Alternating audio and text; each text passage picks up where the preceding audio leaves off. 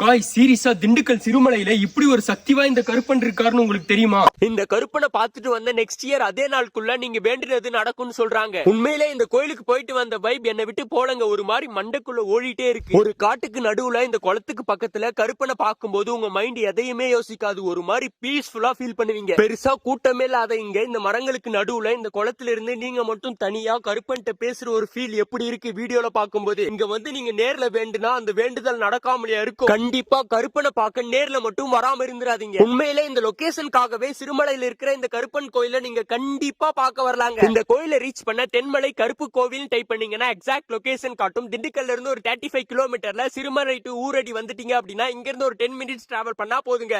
இந்த ஒரு சக்தி வாய்ந்த கருப்பன் கோயில வந்து ரீச் பண்ணிடலாம். இந்த கருப்பன் சின்ன கல்லுதான் அப்படின்னு சாதாரணமா எடை போட்டுறாதீங்க. இந்த கோயிலுக்கு நீங்க ஆல்ரெடி வந்திருந்தா கண்டிப்பா உங்களோட எக்ஸ்பீரியன்ஸ் கமெண்ட்ல சொல்லுங்க. இந்த கோயிலுக்கு நீங்க டைரக்டா பைக்லயே வந்து ரீச் பண்ணிடலாம். ட்ரெக் பண்ணலாம் தேவையில்ல. முக்கியமா கேங்கோட வாங்க. இந்த மாதிரி யூஸ்ஃபுல்லான கண்டென்ட்க்கு திண்டுக்கல் அபிஷியலை ஃபாலோ பண்ணிக்கோங்க. வேற ஏதாவது டவுட் இருந்தா கேளுங்க. Love you all, bye by.